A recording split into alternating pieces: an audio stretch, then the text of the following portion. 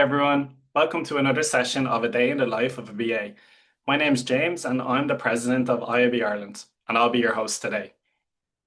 About this series that we're running, A Day in the Life of a BA, it's our mission at IIBA Ireland to support professionals by sharing the knowledge, common terminology, and practical insights into the work that us business analysts or business analyst professionals do across different industries or domains. And that's the whole point of this series, to give you a chance to hear directly from a BA professional about their typical day, like their processes, the tasks that they do, maybe the tools and technologies they use, and the challenges and successes that they may encounter within their industry or domain. And each month, we're inviting a different BA professional to share their personal journey, highlighting these approaches that they take, the technologies they rely on, and even real-world examples from their own work. So whether you're considering a career in business analysis, already working alongside another business analyst or business analyst professional, or just simply looking to deepen your understanding of the role, today's session is designed to give you that clarity, the confidence, and a shared language for working effectively with business analysts. And today, I'm delighted to be joined by Tosin, who works as a BA in the UK public sector. Tosin will be walking us through his own day in the life and sharing practical insights from his own experience. Throughout this session, please feel free to turn on your camera if you like, and you can submit your questions in the Q&A tab or the chat function, where we'll have a space at the end of the presentation to answer them. So without further ado, Tosin, it's over to you. Yeah, thank you very much for that very generous introduction. Just to confirm if everyone can see my screen. Yeah, brilliant. So I'm going to be walking us through today a day in my life as a BA working in the public sector here in the UK. Just some bits of background about myself. I currently work as a Senior Business Analyst with the NHS Business Services Authority. And prior to this, I was working with the Scottish Government and then the London Borough of Hillingdon. I had my bachelor's from University of Lagos in Nigeria, did my master's from the University of Edinburgh Business School and a postgraduate program from the Nigerian University of Technology and Management. Done some couple of business analysis certification from the CBAP to APMG through to the BCS, which is more popular here in the UK. Today, I'm going to be talking through three outlines. First is, how do you even get into the UK public sector? Just to set the context. Then I'll be sharing two of my experiences in terms of working as a BA in two different environments, what I was like in terms of deliverables and everyday life. And then lastly, share some bit of challenges I have faced in this role, and I am currently also dealing with them. For anyone who might not know what these organizations are into or what they really are and the scope of like the complexity of the environment that we worked in. The NHS Business Services Authority is an incredibly big organization that processes more than £40 billion in payments for pensions, prescription, dental services, and a number of other things within the UK public sector. Really an incredibly big employer, and that could tell you a little bit in terms of the kind of projects we also like to work on in this environment. As at the time I was with the Scottish Government, there was about £1.3 billion that had been devoted to the Scottish Government to set up like systems, processes, to be able to like manage benefits and, to cater for more than 2 million people and make out probably more than 2 million in terms of frequency of payments to citizens in Scotland monthly. For Hillingdon, the second biggest council in London, catering digitally to over 300,000 residents. And this gives some bit of context around these organizations, the sort of like projects that you probably would expect from incredibly big organizations like this, and maybe what sort of things BA are also like doing there. Just to make a case for why working in the public sector, why public sector, not any other sector, not finance, not any other one. I think speaking with people and also within my own lived experiences, there are a number of things I have come to like really love and admire about the public sector. One is the fact that you can be working on something that you know that are being used by real persons, and you can get real feedback from them that you can use to further improve the services that you are providing. For example, working with the NHS, and also seeing that a number of persons that here in the UK are using those services. I think like it's such a thing of honor to know that you are doing something that is improving the life of the citizenry, in terms of like the quality of products that you are rolling out for them. This is also a big one where a number of persons talk about in terms of like the stability and job security that's available in the public sector. Though they are not exactly for profit, but I know they also talk a lot about efficiency. But because they are not exactly profit oriented organizations, you can get to like think in terms of they won't wake up tomorrow and say, hey, we want to make £10 billion by adopting AI, therefore we need to let go of 100,000 staffs or 20,000 staffs.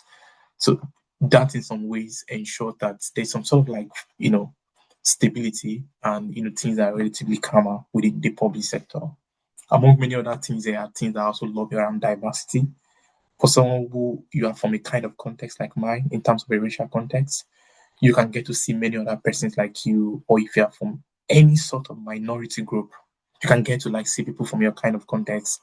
And I think that is something that is slightly encouraging, knowing that there's diversity and there's lots of people and different things. This is a big one too, having the opportunity to work on a wide range of projects.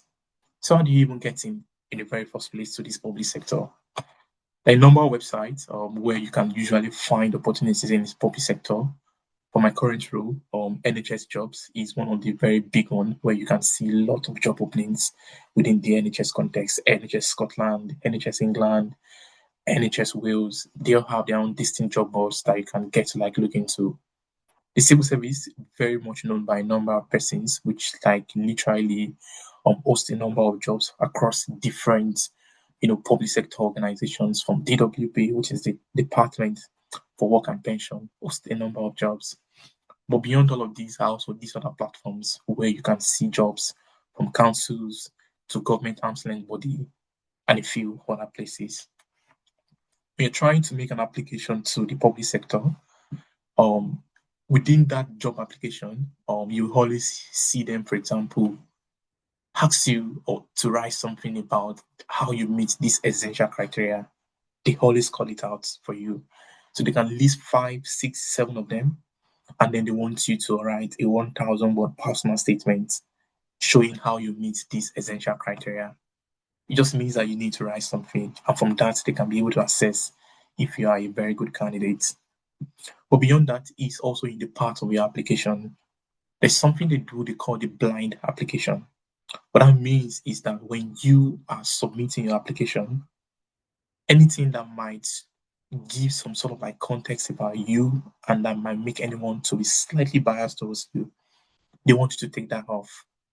And the reason why they are doing this is because, among many other things, there are a lot of research that have shown that the probably likelihood that someone, because of your name, because of your country, nationality, you might experience some sort of like bias, which is of course something that, as far as human beings are concerned, there's always that tendency from us to be biased. For example, bias towards thinking that a man might be better suited for a job than a woman, bias to think that maybe somebody older might be more experienced than somebody who is younger. You might also be biased in the sense of think that somebody who went to a particular institution might be more intellectually um better off in that sense than someone who went to a relatively unknown university. So they want you to take all of that off your application so that they can look at the content of what you've written and from that make a sort of like objective decisions about whether this person is really a good fit for this role or not. Doing this in the civil service means that they use this thing called success profile to look through what you have, from judging through your technical competencies in terms of what you know how to, like, maybe tools, techniques, sort of projects you've worked on, to looking at your experiences from the CV you have submitted and the kind of questions they ask you in the interview, down to like passing things like psychometric tests, judging your verbal skills, numerical ability, or ability to make sound judgments in given situations. These are things that are always like tested and I looked out for. Your interview questions is likely to cover some of these behaviors, They might ask you a question around how, for example, you manage the quality of a service. These are things that give them insight to the kind of project you worked on, probably in your past life, that might make them think you are a very, very good fit for this role that you're applying to. There could also be a question around effective decision.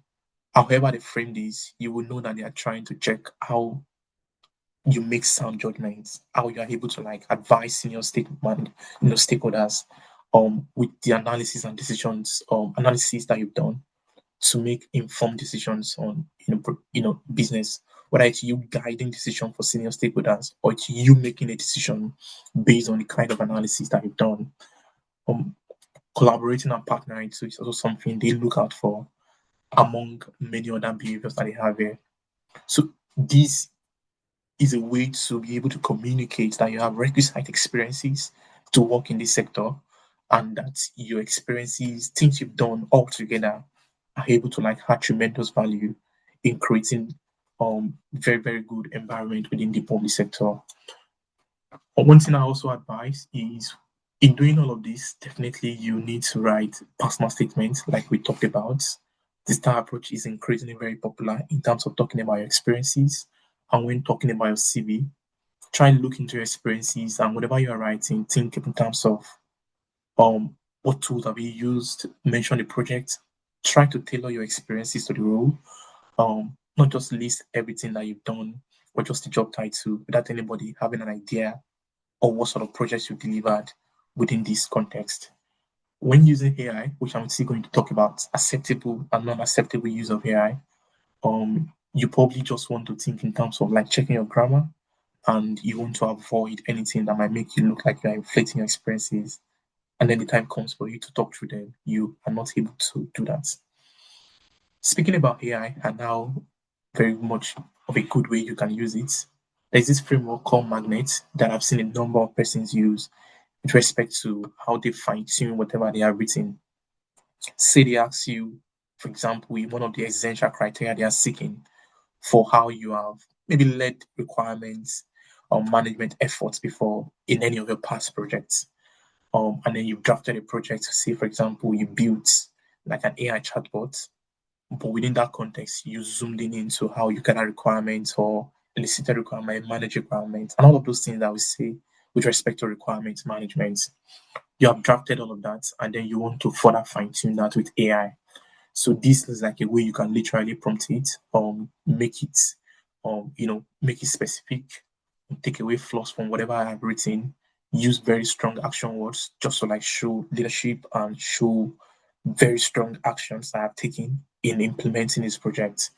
And where possible, talk about impact values, all of these things.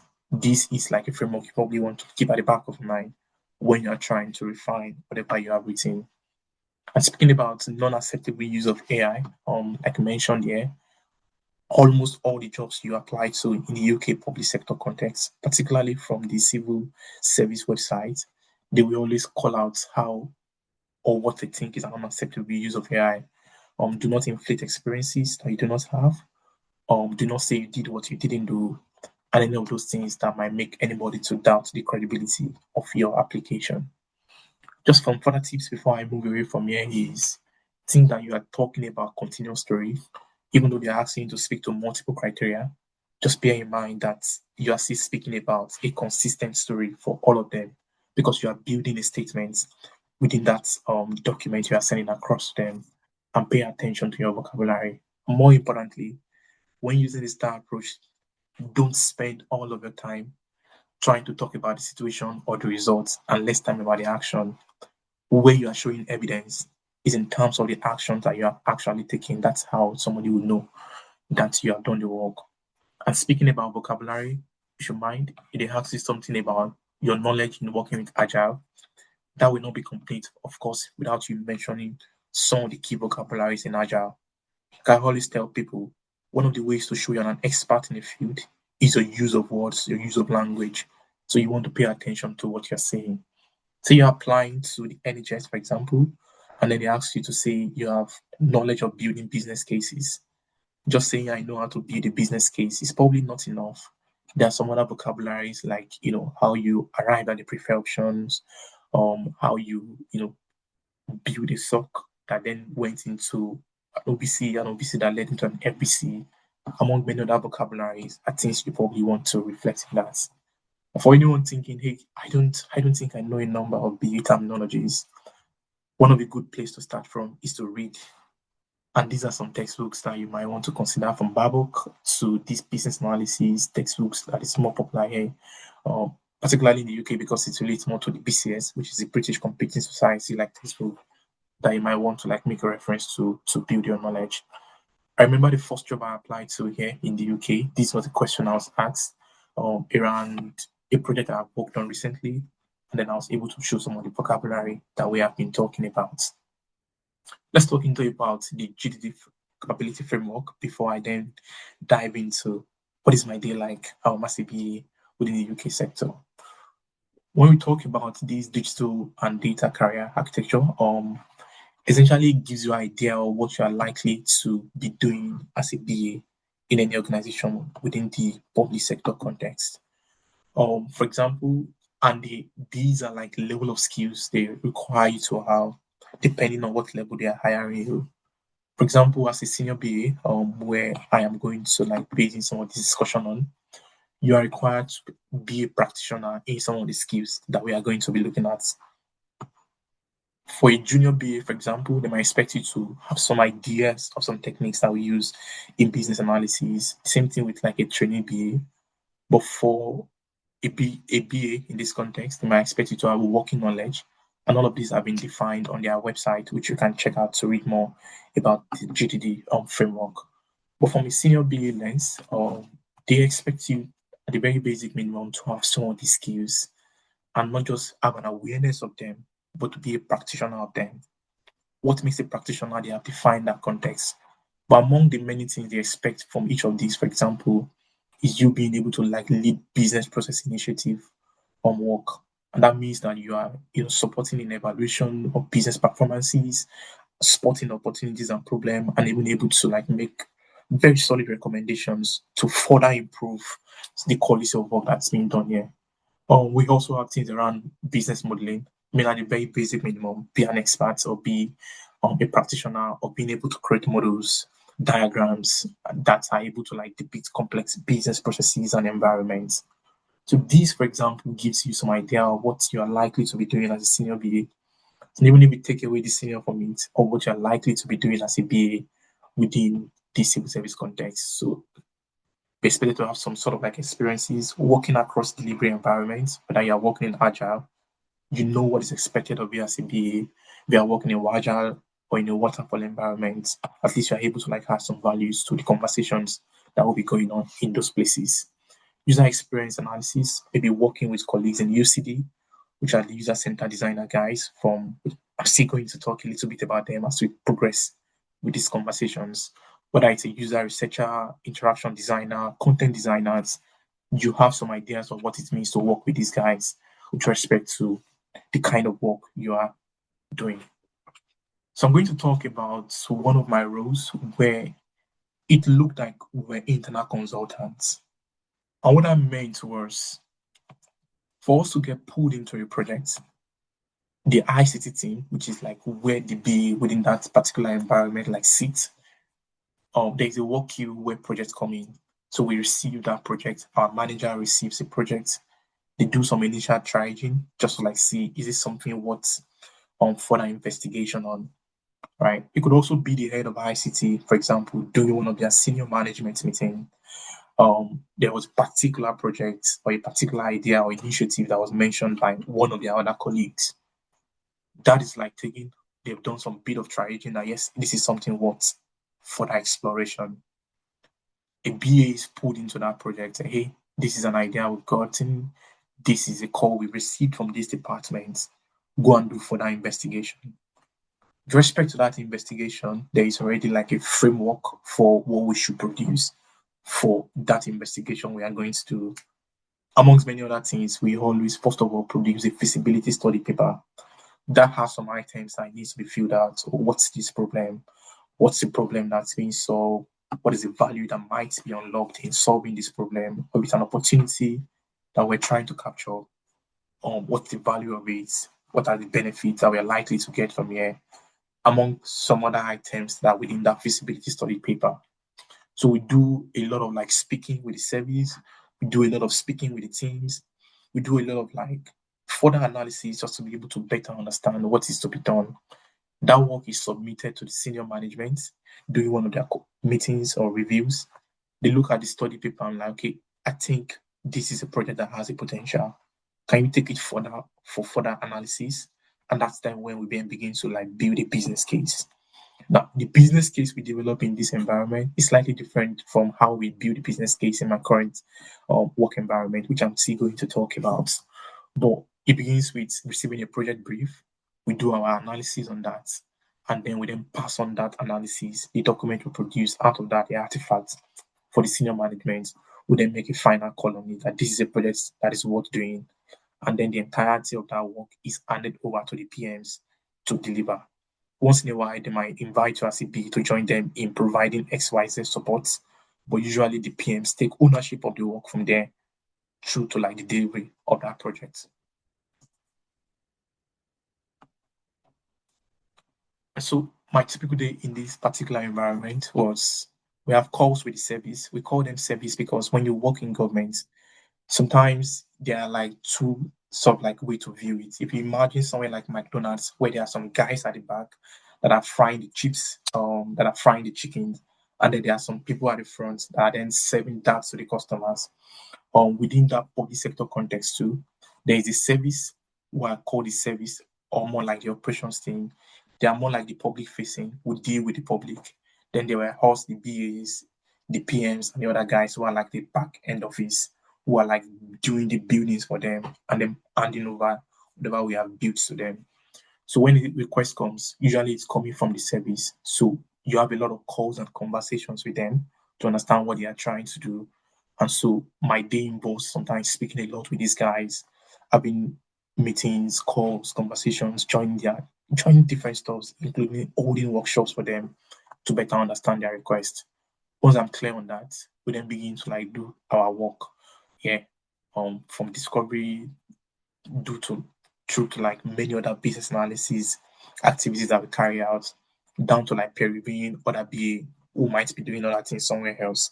So today you might be doing your analysis, tomorrow you might be reviewing what another BA has produced and then trying to, give them feedback that can improve the quality of their work.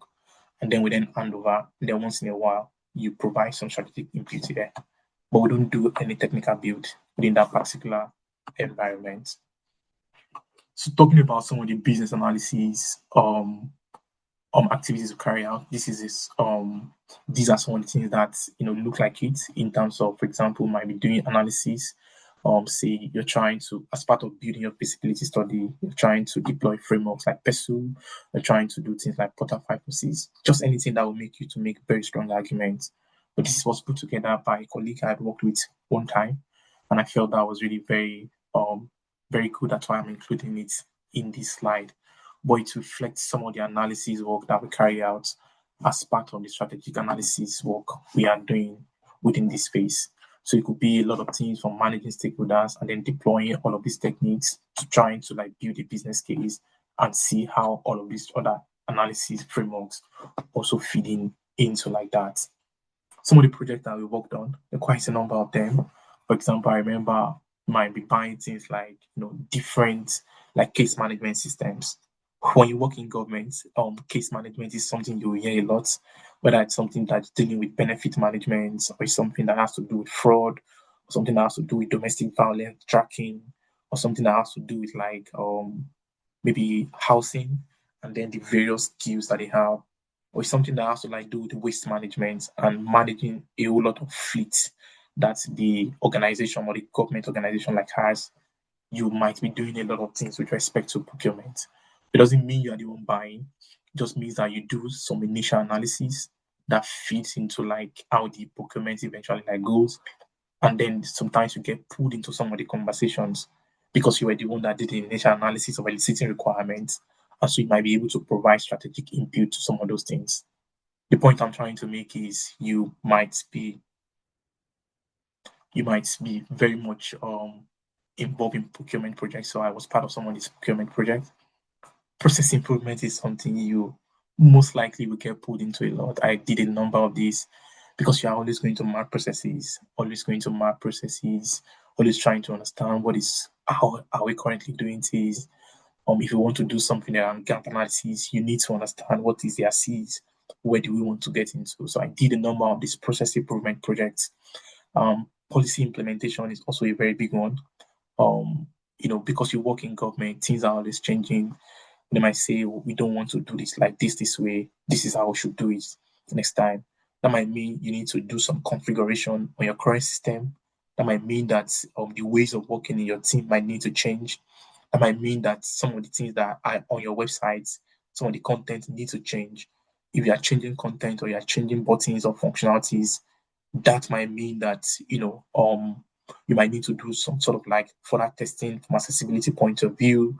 You might need to do some bit of impacting. What do we need to change? Sometimes something sounds so easy, like we just need to change that button. But that button would mean that if you do impact analysis, there are a lot of other things that are also linked with that. So doing policy implementation might also like drag you into doing impacting, doing some things about your architecture. Those are like very interesting projects that you might be dragged to be a part of. And then you produce a number of artifacts in this environment. I produce a number of these artifacts from BRDs to FRD, amongst many other ones. Well, I want to quickly speak to about business cases. It's one of the very, very key documents or artifact that you got to like produce in some of these environments that I've worked in. So when we say business case, just for the sake of everyone on the call, to ensure that we are all speaking from the same lens of understanding, it's a document that we essentially like creates to make a justification for an investment. So before a public sector organization invests money in anything, many times they always want us to create like a business case, show us why we should invest in this. Is this a project that is worth doing? Is it not a project that we should go into at all? Or should we rather continue with what we are currently like doing? In building a business case, ordinarily we do it at a program and at project level, right? So what even leads to like project and program in the first place? It always, first of all, there are some drivers which could be coming from you've done some external analysis, or maybe there's a vision by the new CEO or by the minister or by the council's head, like, okay, this is what we should be doing right now. All right, there's a strategic analysis that has been done on that. That then shapes policies that the organization make. Like, hey, for this year, this is what we want to focus on. Or based on the research that has been done for us, all right, it has been decided that this is the next line of action that should be taken, or this is the policy that should be implemented with respect to like dealing with this particular thing that has been tabled before us, and we have decided it's the right action for us to take. That many times means that to translate these policies or strategies into action, there is something they call program that needs to be created out of this. When you break down programs into its componentry, you will see projects inside program, just series of projects that are delivering a program. But remember, programs are delivering policy, and policy is always a response to a particular driver or something that is supposed to be shaped by our response. Right. So with respect to this business case, which is happening at this project and program level, there are a few types of them. There is a program business case that you might likely to get involved in. There's a project business case, and then there's what they call a BJC. But my focus is going to be on this project business case because that is essentially where we get like a lot of involvement in. So when we say this project business case, it has three elements called the strategic outline case, the outline business case, and then the full business case. What happens is that when this is initially produced, and what this is talking about is just a document where we are trying to make a case for a change. Making a case for a change means that this is something worth doing. Maybe it aligns with our vision. It's a problem that is worth solving. If we don't solve this, this is likely to happen. But these are the benefits we are likely to get if we decide to approach this problem. We're trying to make a case. You are making an argument for a particular line of action. Right? Most likely when you write this, it is submitted to senior management. If they give approval, then yes, go ahead.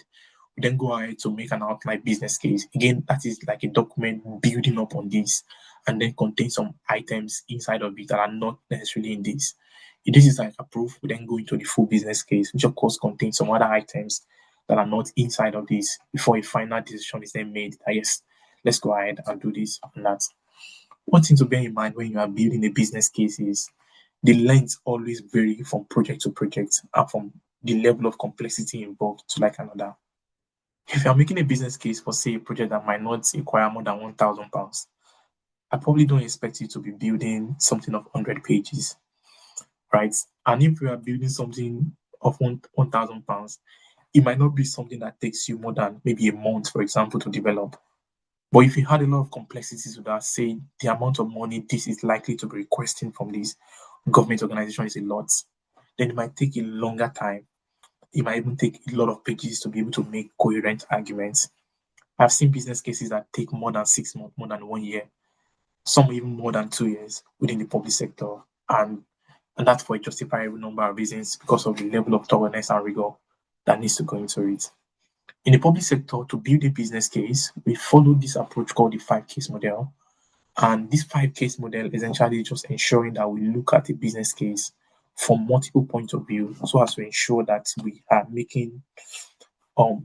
developing stuff that have looked at a number of perspectives. Beyond the UK, these are also some other organizations that use it. For example, in Queensland, government, they use it. And also, if you go to New Zealand, this is something that is increasingly very popular among any major public sector projects that they want to like do. It contains 5 items. The strategic outline case, this is where you are essentially making a case for a change. It has a section also called the economic case, where we are trying to ensure that this is something that gives value for public money. And then the commercial case part is essentially where we are ensuring that what we are doing is something that is commercially sound, right? We are following the right procurement approach. And then financial case that it's affordable for us.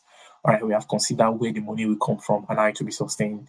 Then the management case is how can we deliver it? Do we have the competence? Do we know how to manage the risk? How do we track the benefits among the many other things that we are looking at? At a snapshot, strategic case part of this is looking at the planning and then why the change is needed. Economic case is also looking at appraising our options and then looking at the one that gives value for money. Commercial case is also doing procurement, market intelligence, and then at the management case, just looking at all things from competence to like risk management. So we talked about strategic outline case, outline business case, then the full business case. On the other hand, I've talked about economic case, strategic case, financial case, management case. What is the intersection between the two of them?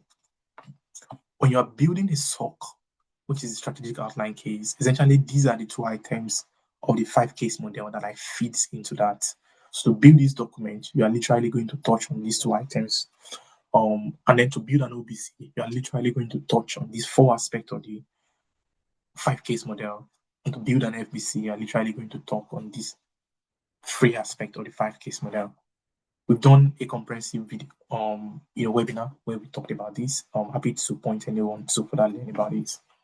So how do we go about this? On a typical day, if you are thrown into a project like this, be ready to do a lot of workshops. We did quite a number of workshops for some of the ones I've been a part of. You are essentially going to speak with different persons, different stakeholders to capture as much perspective as possible for you to build this document.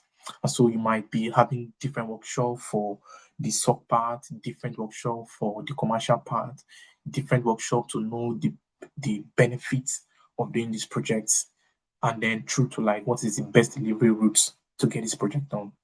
The point is your typical day when you are working on a business case might involve a lot of meetings, a lot of readings, a lot of synthesizing the volume of information you'll be getting, because those are the items that will feed into building your business case. You are not going to manufacture the information from your head. It's technically impossible when you are working on a business case. A lot of information don't sit with you as the BA. So you need to do a lot of workshops. And your typical day is going to contain lots of workshops. One thing to bear in mind is you are working with a number of stakeholders in this environment. For example, in that project, I've had to work with some of these various individuals and a lot more than them. And that's because the various aspects of the business case, they are going to support in building that. For For example, we can't be talking about the commercial case, for example, without pulling in the procurement manager. Our work as BAs, we are not necessarily procurement experts. So these guys, they know the best route to follow, and they are able to like offer the best perspective and feel that part of the business case. The same thing with like the financial case. You are not a financial expert. For example, as a BA, there are guys whose work and responsibility it is to do some of these financial modelings. There are people you need to do a lot of interactions with. Now, here's the part I want to call out in the two projects I've been a part of in various organizations. One in one organization, the BA own the business case, so you are responsible for getting it done. In another organization that I have worked, it is the PM that like take the lead on the business case. You, the BA, you feed into the economic case. But the person that ultimately owns the work is this person they call the SRO. So a PM is when the project is being assembled in the public sector, a PM is assigned to it. You work alongside the PM. Ultimately, this is the person that takes responsibility for it, especially when they are speaking with more senior management like colleagues. When you are doing procurement, this is something you will hear about, especially in the public sector, called the G-Cloud framework. You know, if you work in an environment, say a private sector, and then say your company wants to buy, say, a CRM, you are likely to go into Capterra or any of the other market, maybe a digital marketplace that you know about, to go search out the products. But if you work in government, this is like government approved digital marketplace where they have been already pre-approved the different products that can be used within the UK public sector for a number of reasons. It could be something around their data centers, where are they keeping their data. Some organizations in the UK, especially government, are really keen on where are data being kept. So whatever products that need to be used has to be one that they can vouch for and all of that. So the G Cloud is something to pay attention to. And for anyone who probably wants to work in government, it's a vocabulary you want to put at the left and your left hand, as they will say in my local parlance, so that you can get to like speak about it and even check it out online by your own. It's called the G-Cloud framework, and you can search for a number of products on it. Very much similar to Capterra, only that here they have been pre-approved to work with the government. So my current project, I work in a delivery environment, which is different from that initial environment of digital, looks like we're internal consultants, not doing anything too technical. But here is where I'm doing something that looks slightly very technical. So two different experiences, and let's see how the two of them contrast. One thing to bear in mind when you work in a delivery environment is this framework called the Double Diamond framework, right? And depending on when you join the company, it might determine some of the things you will be doing.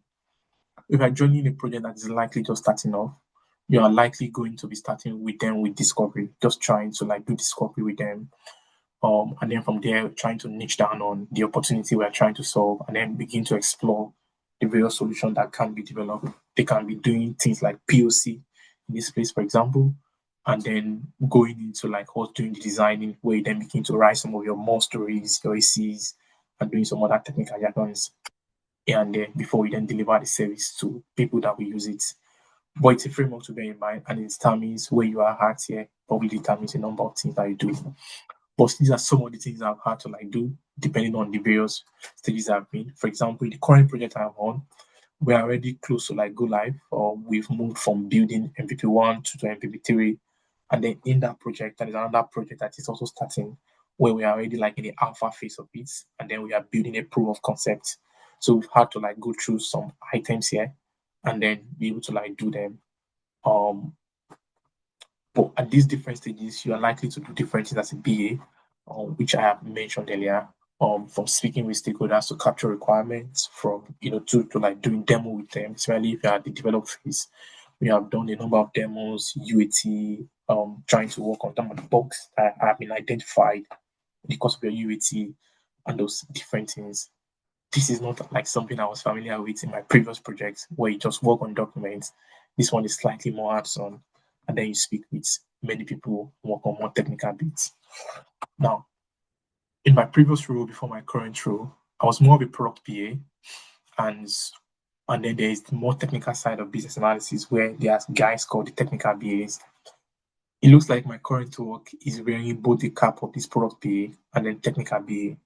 By technical BA, you are doing something more with integrations.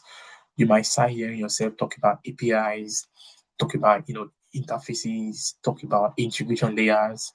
You are doing some things with like some of your more technical colleagues, working with like technical architects, your solution architects. You are doing a lot of things with like the QA guys, supporting in different types of testing, smoke testing, accessibility testing. You might even hear about things like Dragon testing, for example, where you're trying to check accessibility using Dragon tools. Your artifact might be slightly different at this technical BA level two. You might be supporting in producing release notes, which you might not be doing in any other BA work you've done. Here, for example, I don't, for example, in my previous role, you could be working on a business case. Yeah, you don't really have any business with that because we are already at the delivery side. So a case has been made that this is a project that we should do. Now we are not at the side of the project where you are trying to do is you'll be doing like a lot of like, for example, writing technical stories, go writing some things about notifications, documenting business rules, doing some sort of like things around like mapping, which could be slightly more technical than what you've done in other roles before. But just to bear in mind. But if you work in government, I think like there is that little opportunity that is given for you to learn and catch up because they know that they are dragging you from project to project. So you might have built knowledge in one project that you need to take time to catch up when you are in a new project environment. But this is something I've had to like experience personally, switching from internal strategic B in that sense to working on products now to doing something that is slightly more techy. But thanks to our colleagues who are more technical that are also able to provide those support needed to excel in those roles. So because it's a delivery environment, product delivery environment, the approach they use, of course, is agile. So you expect to also be part of the ceremonies. For example, PI planning, where we plan 3 months long of work. That is technically like 3 times 4, almost like 6 sprints thereabout. If your company use like a 2 week sprint. So you be a part of like PI planning, or you do some sort of like estimation sessions. I've done a number of these where you are with your dev guys and your testers and then trying to like story points some of the stories you've written. They look at your story, they look at the ACs, and then try to estimate how much time is it going to take them using the Fibonacci sequence. Here you might be using a tool called the Planning Poker. Sometimes we don't also use this tool. For example, when I was working in Scottish government, we use this Planet Poker a lot, where people just vote 3, 5, 8 in terms of complexity of the work. But in my current work, we've not been using more of that. People are much familiar with the voting and they're able to arrive at a consensus. These are literally like the same. Of course, if in your company is different, I think the idea is still very much straightforward. Conversation between you, the dev, and the testers trying to estimate piece of work. The backlog refinements, you might be doing this with your PO, or with your delivery manager, depending on how your team is structured. But these are conversations you're likely to have. Then there are UCD conversations too, where you are speaking with your colleagues in UCD, looking at their prototypes or any screens they put together, where you are also like adding, comments, suggestions, and feedback to further improve that. In this role, I work with a number of colleagues. These are just some of them, from interaction designers to like working with service, the UCD guys, and technical architects. And they all provide different information within that conversation that you're having and give you different perspective when you are working on a piece of work. Speaking about UCD, these are just some of them. We could be working with designers, content designers, which are guys focused on writing. Anytime you go to a government website or you are trying to access a government product, there are some people that have been hired to ensure that what you are written is well understood and there's no room for misinterpretation. Because imagine government wrote something that is not so clear and people are misinterpreting it. That might mean people will be submitting wrong applications. People will be submitting maybe wrong applications. And if you're not careful, unexpected might be happening and even might lead to even suing and any of those things. So some people are responsible for writing the content to ensure it is clear. Notification messages, error messages, any of those things along that line it is the work of some persons. So your work as a BA sometimes might involve collaborating with these guys on different things. For example, with these UR guys, I've joined a number of their sessions as a note taker, an observer, just trying to write a few things down. And then when we are having our insight to action sessions, we then say, hey, in that conversation, this particular user mentioned XYZ. And then we have further conversation. Then you realize that that is actually a requirement that we need to take further. And then, put that in your backlog, let the PO be aware. And then when they are prioritizing for what should go to the next sprint or into conversation we then have.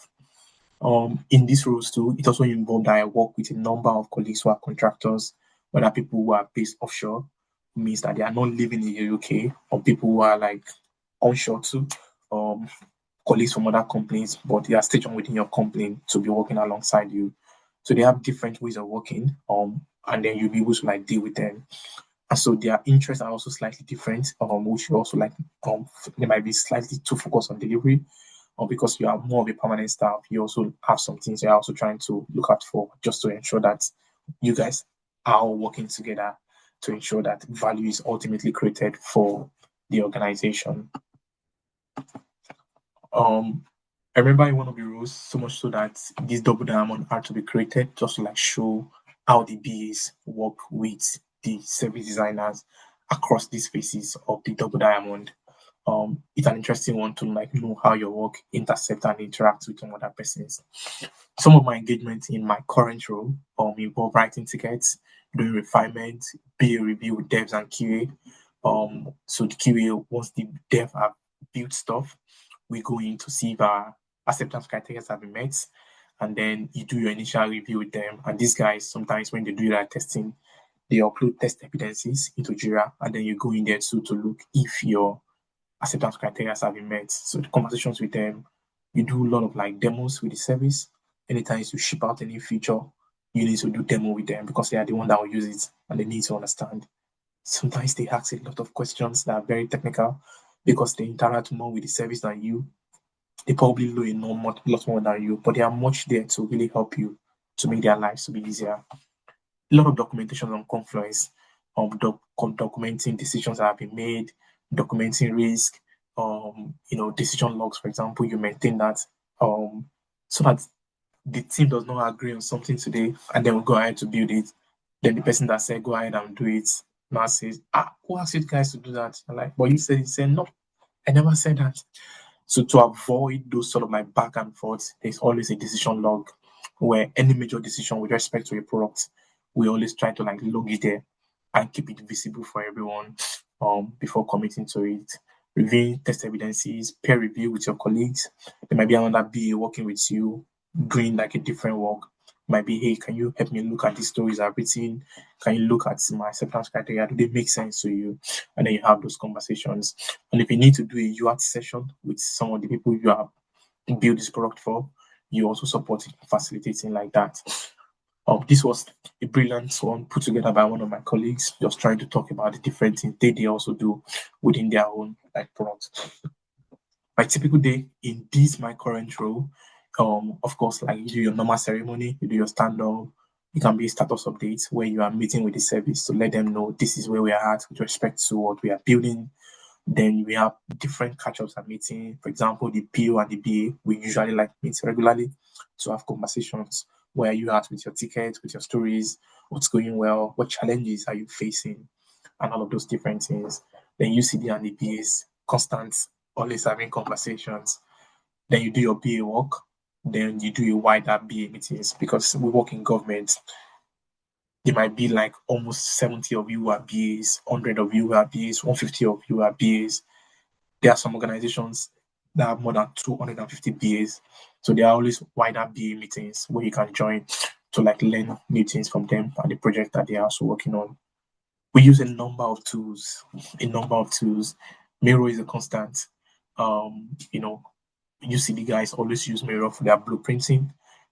You might also like do a very short flowchart too, especially if you want to model something and you don't want to use Visio because you don't want to create public swimlane. Just a basic flow. Use Miro. Planet Poker for like your estimation sessions. Jira is a tool that we use a lot for our ticketing and then a lot of internal systems that you need to deal with and have understanding of how they work and how things are like put together. So in this role too, I also use AI a lot. From ChatGPT to Copilot, which is one our organization like uses. This one personally for my own personal work.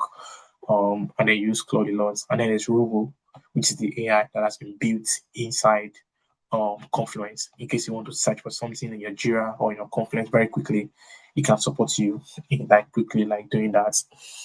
Some of my most common use cases, for example, if you need to like write something that has to do with validation logic, sometimes you might not be able to think about all the scenarios.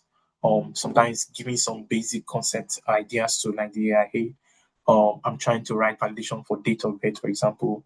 What are the various things I need to consider? Okay, there should be a validation for the month in itself, validation for the day, validation for the year, and then length of the characters, and then the kind of error messages they should throw up if one is correct, the other is not correct, in what sequence.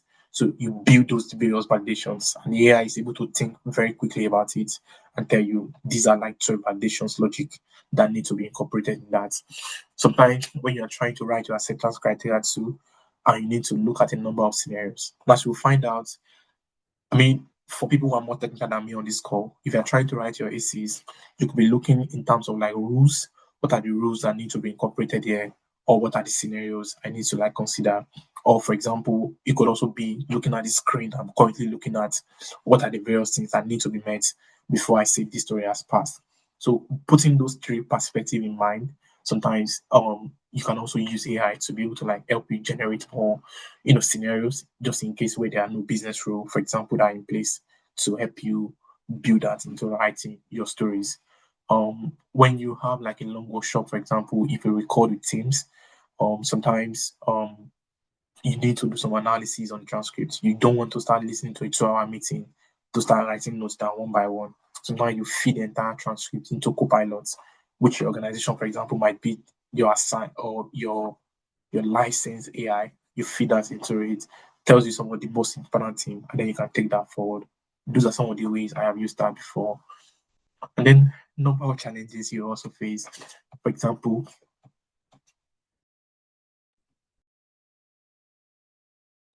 I have had to join a number of projects midstream. That means that I might be taken away from one project and then be assigned to a new project. It takes time to get technical understanding of many things in our world. It might be a very big struggle if it takes you time to understand. I remember one time I was asking someone, wait, how do you quickly get up to speed when you join a new project? Many things have happened before you join. They've done discovery, they've built a number of features. This is you trying to then join a new product where they are built. You don't even know what's going on.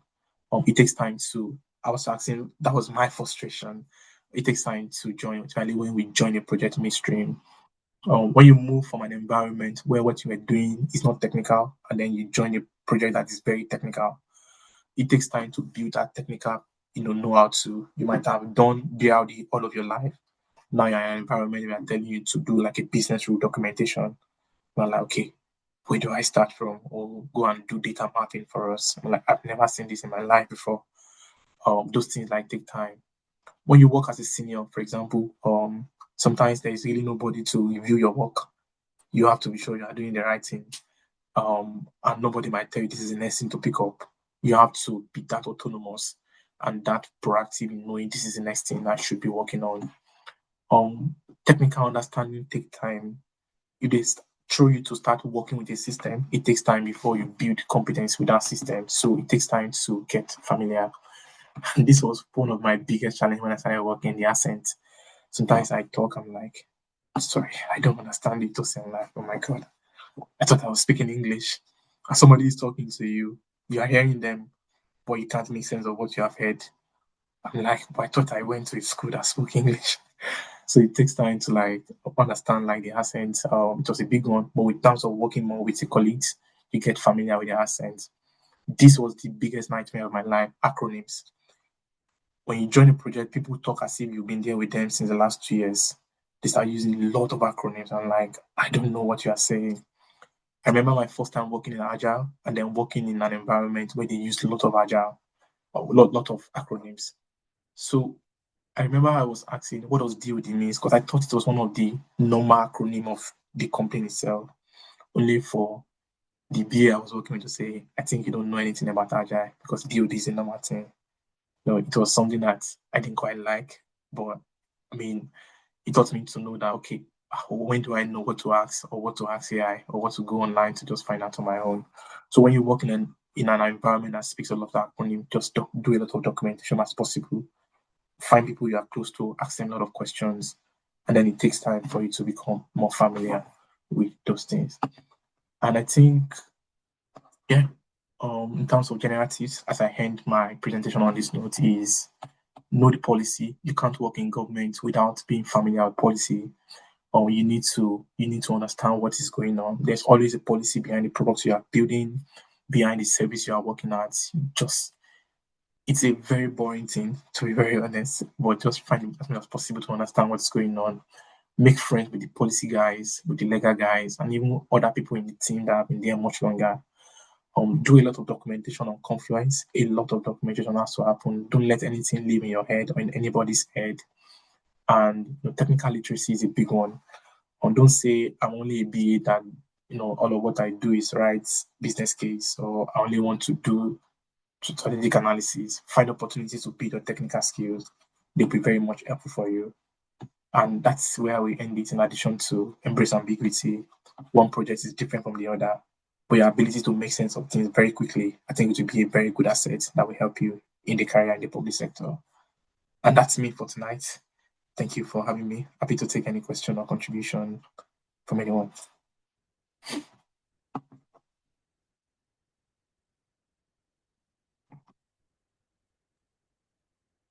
Brilliant. Thanks so much, Tosin. That was really insightful. We do have a few questions in the chat. I'll read them out to you because I know we only have a few more minutes left. But if we don't have time to answer everyone's questions, I can just capture them and send them on to you, and then I'll send them out to attendees as a response. So the first question, in your experience, which BA deliverables take the most time to produce in the public sector and why? That's a tough one. I would say that I have seen business cases that have spanned for 6 months, for 1 year, because the approval chain is really very long. So business cases can take a lot of time because of the various persons that need to like approve it sometimes. Um, I think the one that I think I also find slightly difficult working with sometimes is when you are working on some stories, especially if it has to do with like system configuration. You have little knowledge of the system. You really cannot do anything without first of all understanding what you need to do. So I think those two, building a business case and writing really very technical stories, they can take a lot of time sometimes. Thank you. And the next question, how do you handle situations where stakeholders are unavailable or unclear, especially in large public sector programs? It's a very tough one. I remember my manager then in one of my first organization told me to say don't fire people too much emails. Don't chase them on Monday, Tuesday, Wednesday. Just wait for 2 weeks. 2 weeks? That's a lot of time. So I think like if you are new there, try to gain perspective from guys who have been working there before you joined. They probably have a lot more context than you do. Um, if it's possible, I also find the idea of speaking to people one to one to be slightly more helpful than sending them emails. Sometimes when you have a chat with someone, if you meet them maybe across like the hallway to chat with them, you might realize that they are not as tough as chats or emails is making them to look. So I'll say speaking with people with more context there, finding opportunities to meet them in person might work. And if those don't work, I might probably think of something else to do. But I think those have really worked in my own experiences. Okay. The next one is on technical skills. So you mentioned technical skills, but what would be the core technical skills that a BA should know, especially someone who's transitioning into the tech industry? Yeah, I mean, it depends on the kind of project you want to work on and the kind of organization. If you were to work in an organization where, say, for example, your project is like a data or migration project, You probably need some bit of knowledge around data mapping, the technical skills in that sense. You probably need some bit of skills around like maybe querying databases with SQL. You probably need some bits of like basic understanding in terms of like mapping flows. Those are slightly technical stuff. If you work in an environment where they already have like a system or a solution, but they are doing continuous improvement work on it, knowing how to go into the system to find improvement opportunities might also like be technical skill you might need to have. Why some of these things are not things you will necessarily be able to have except you work on a project. But I'll say going on YouTube to watch videos of some of these technical projects. There are people who are generous enough to have shared about some of these projects that I can gain some sort of like insight in terms of their thought processes that I can begin to then shape your understanding in terms of what to expect when you find your very first role in a technical field. I would say those are some of the things I might say.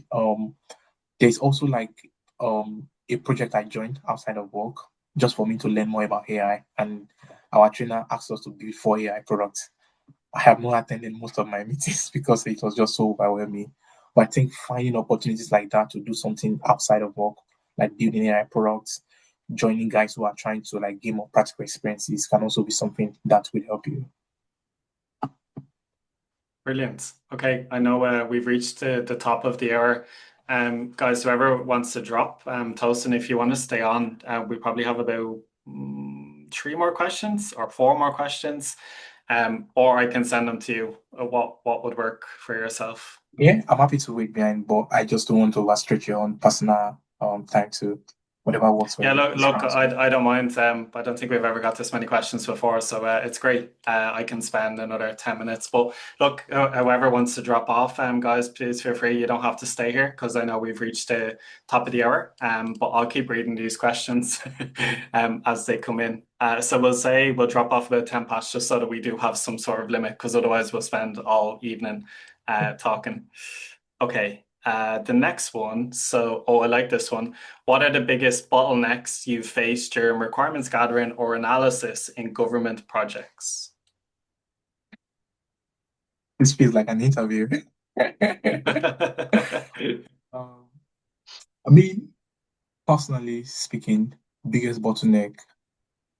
I remember if I might do like name calling, but there was a project we had to like do a migration of an entire service from what we were doing in my projects and then migrate to another government arm's length body to do.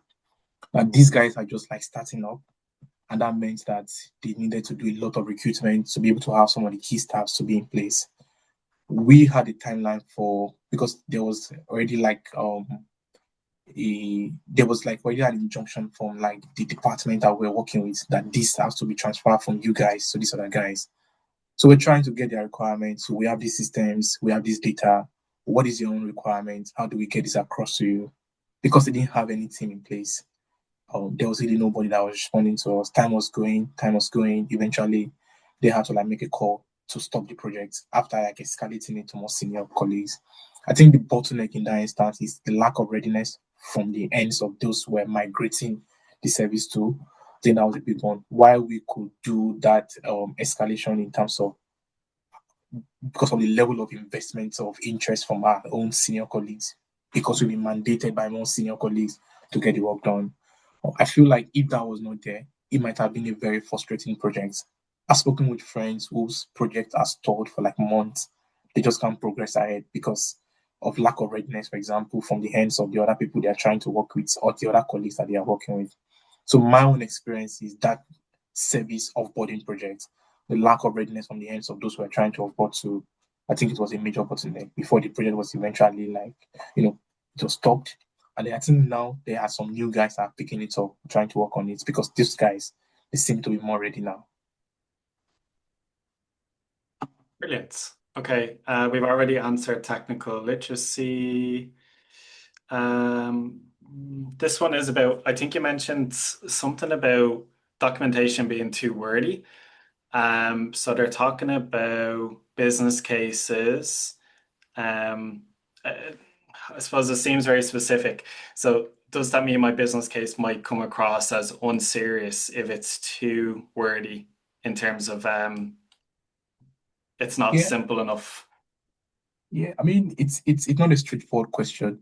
Again, I Mm, think every organization always have their standards and their templates.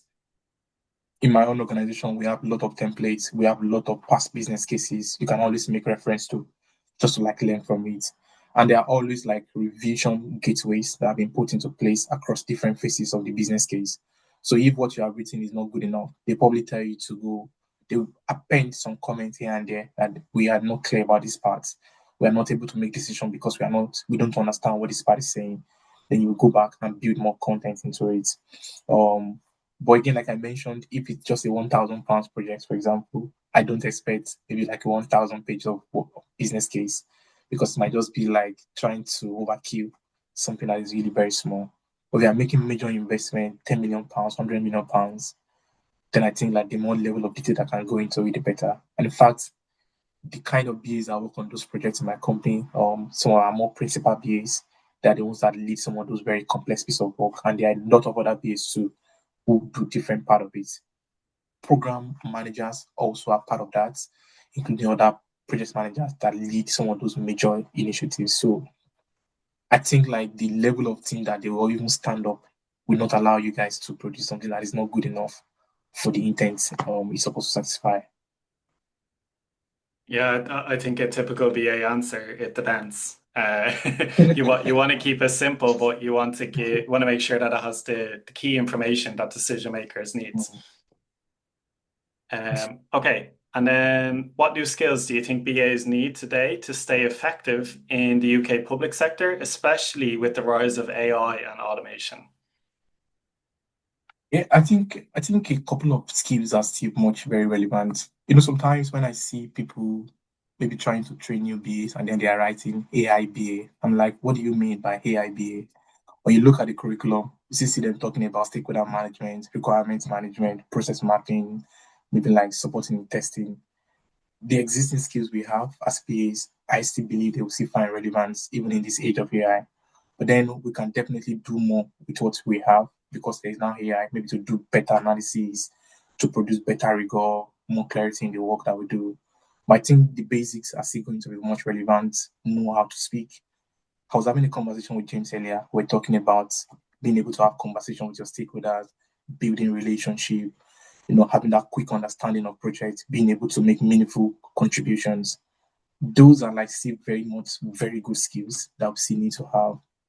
I had to join the speaking club like early this year because I want to improve how I talk, how I make presentations to senior stakeholders.